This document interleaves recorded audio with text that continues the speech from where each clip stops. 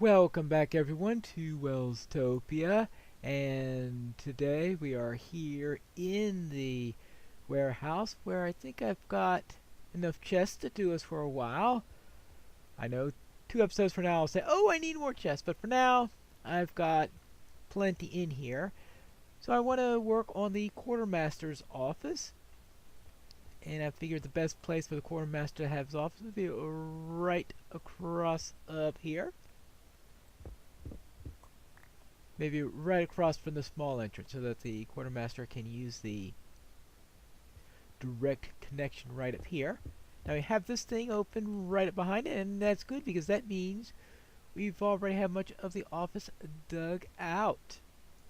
I need to determine how large does the office have to be. Probably under the circumstances it doesn't need to be that large. After all, we're just talking about an office, not a major living area or anything like that. I would presume that he has a house or something like that that's above ground. Alright, let's get these mushrooms out of here. I have been dropping mushrooms at random locations on occasion to get just to have some extras growing all over the place, so I don't want them really popping up on the path as they seem to be loving to do.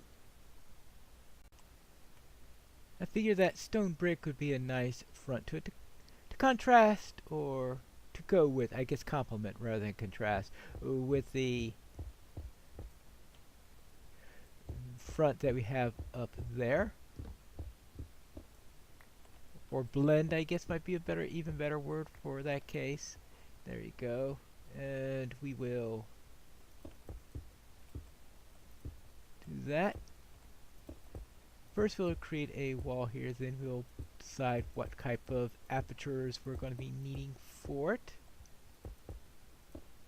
And what to do with the ceiling there. That'll do for now. For the back, I'm going to have a little nook here. This is where I'm going to be placing a bed. This is where he could sleep whenever we have one of those long inventory nights or something like that. The quartermaster could be stationed here. So reasonably comfortable for sleeping on that, but obviously not as good as being at home. So we've got a little nook here. We've got probably a location for a desk over here.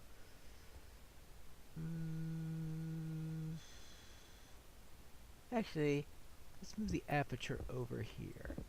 I was thinking of having it directly across there, but have this to be the main part of the office. That way we have minimal stuff on this side over here. Yeah. Be able to see, have a little window here so you can see any traffic going down into the spider area. Here is our little office, and right here I think we'll need a desk in order to make this look a bit more like an office, since you're not going to have too much going on unless you've got a place to sit. And while we're at it, we should also add a chair, since we'll need some place to sit. Right. There you go. Nice. The next thing that we'll be needing is the rail system, the freight car that's going to take us up and down here, so they could store the minecart with various items that need to go up to the traders up there, and the minecart can go up and down and carry everything. But in doing so, I'll need a way to activate that, and I think in order to do that right, I'll need a little bit of room so they could load the minecart here, press a button, and it'll head on its way, which means that this door is not going to work. I decided to move the small door right here, right across from the door to the quartermaster's office, and to move the freight door where it could be seen through the window at the quartermaster's office so that he could see what is going over here. I think that'll work out very, very well. Good. Now we have this area for the freight car, which is going to be going back and forth, and that means we'll need some rail lines, and in addition to that, I have to do some mining here in order to get this to go up, I will say in parallel to where the stairs are. And the first step here is 1, 2, 3, 4, 5, 6, 7, 8, 9, 10. So we have 10 flat, and then going, okay, 1, 2, 3, 4, 5, 6, 7, 8, 9, 10. Yeah, 10 flat, and then we start going upstairs. And we want to make sure that we emulate that here. 1, 2, 3, 4, 5, 6, 7, 8, 9, 10. And that's where we are going to do everything. 1, 2, 3, 4, 5, 6, 7, 8, 9. As I say, count twice, and hopefully you won't have to redo it. Okay, that 11th is because that's where we're going to put our first step. Good. Now, let's start digging upward and get all the way up to the top. Of course, we can't put rails on top of stairs, which means the entire stair idea is out. Though we still have these single steps up like this, that where we could put our rails. It's not that much of a problem. It's just that I have to remember, you can't put rails on stairs. What I would like to do though is to put some blocks down here so that I can at least have things look a little bit better than they do now. So I'll replace all the regular stone with stone brick just for aesthetics. There you go.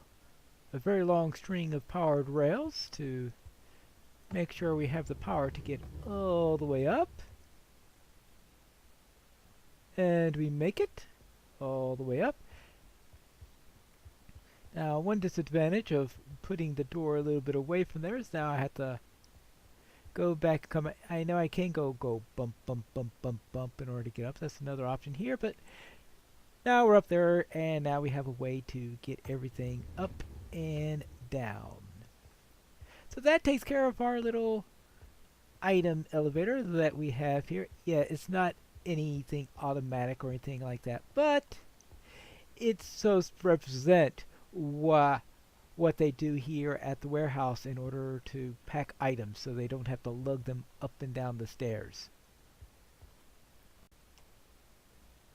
Back up here, I have replaced the grass in the intersection with stone brick, and now I'm worried about how I have this configured because we are all outside exposed to the sky, which means it's going to rain. The rain is going to pour down into here, turning this road into a river, probably messing up the map if it were made out of something like paper, and then eventually falling down into our storage area where the quartermaster lives, and possibly flowing all the way down to where we have our silk production. This is not what I call an ideal of design. Therefore, I am going to be needing a roof. Let's start by getting rid of all these redstone lamps that we put up in the first place. I may just move them to some better location, but I'm going to need some supports for the roof, and the best place to put the supports is right where I place my redstone lamps. So get rid of that. Let's get rid of that. What happens if I try to put some fences here?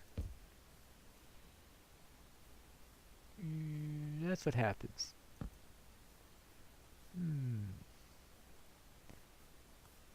Let's try it and see how it looks.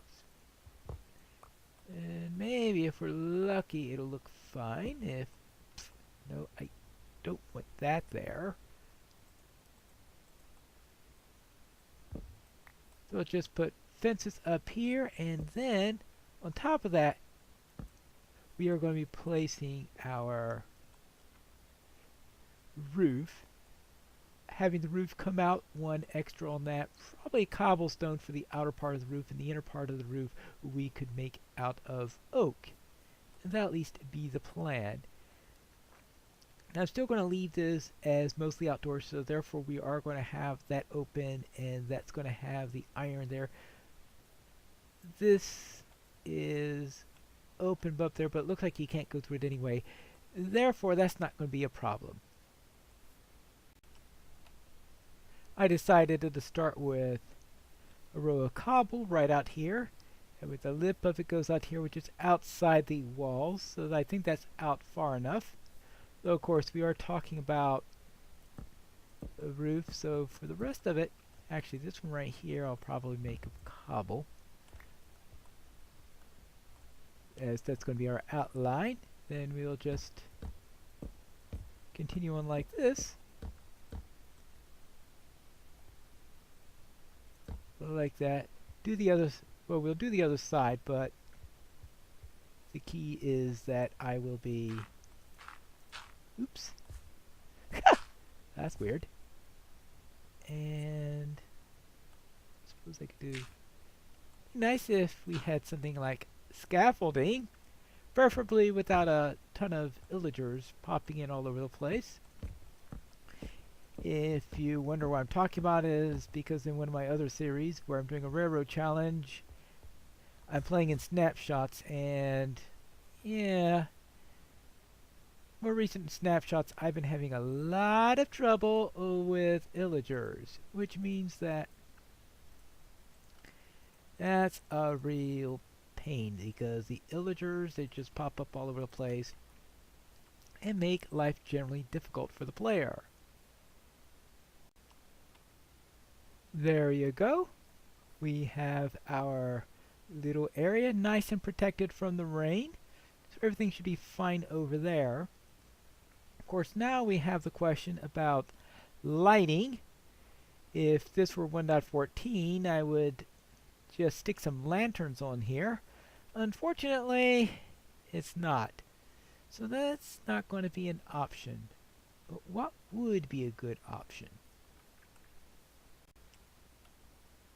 What if we went right over here,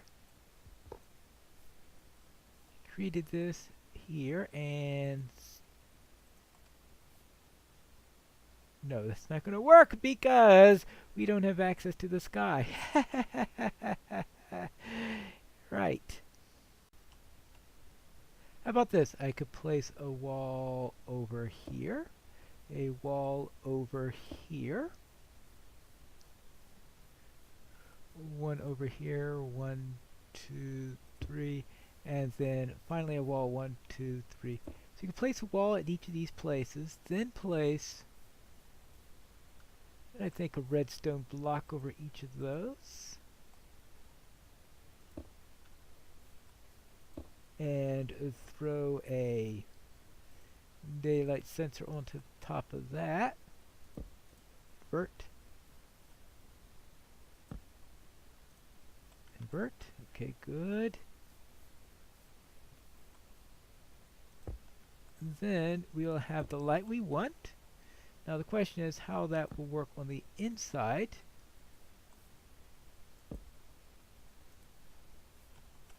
There you go. The question is how much light do we have on the inside when it is night? That'll be an interesting question. I think it's time for me to do a little experiment because the sun's about to go down, and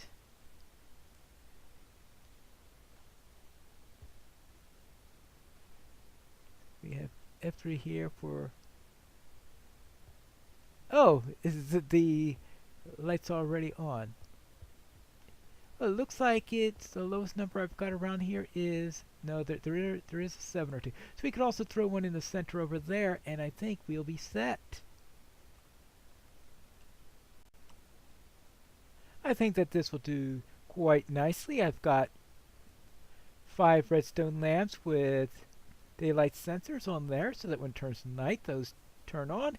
And I placed a pair of torches here because doing the same thing that I did on those areas there just wouldn't work in this center. So I thought, well, we'll just do this for now. If I come up with a better idea, great. Now, there is another matter, and that is the road that goes through here. Currently, the path I use is this rose bush trail that goes from the carpenter's house up to here. And what I want to do is have a nice formalized road here. There'll probably be very few paved roads in this village, but I figure that maybe 2 of them would be good, and one coming up to here would make sense, and probably going right in front of the village green and the inn and stuff like that. So I want a road going from here, going straight along up to here, maybe terminating at another road that comes here. That might be a less paved one coming up here, but that could be a road that goes from there. Or actually, this could be the harbor road. So this could be the harbor road coming this way. This is the Rose Avenue coming around like that, and we can see what other roads we have of that. So if we have any major areas, there are probably roads going to them. Though in some cases, they might just be regular paths instead of true roads. But I think this is a place that's going to rate a road. And I think this is a job that is going to rate a shovel. I'm going to find a shovel somewhere in my inventory right after I do this, right? There we go. I'm going to clear this out so we have something wide enough for a road. Then we can make when I say a paved road, I don't mean anything nearly as wide as what I've got over down at the main trade route over there. But this is something good enough for what the villagers need.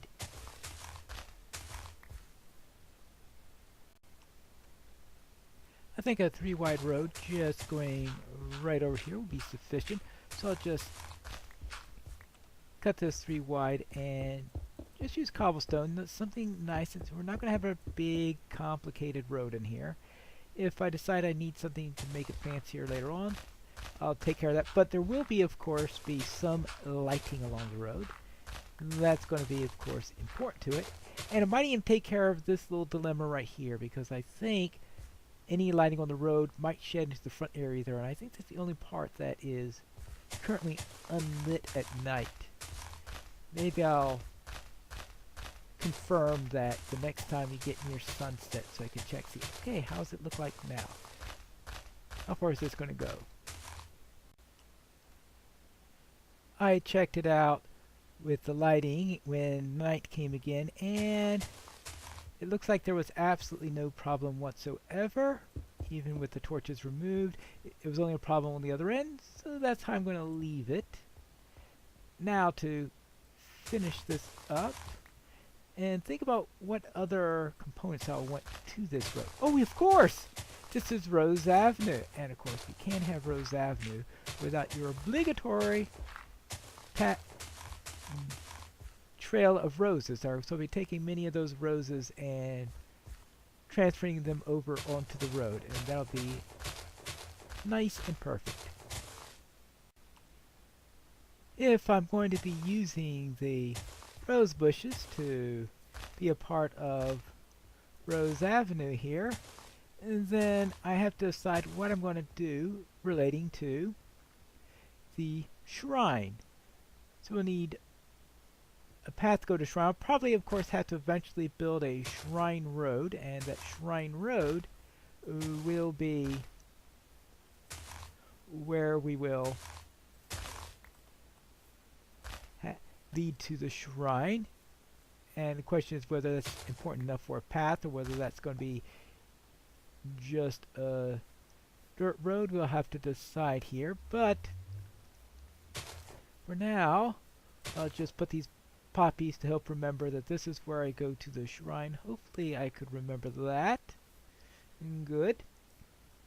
And that way I can use the roses to line this road right here. Good.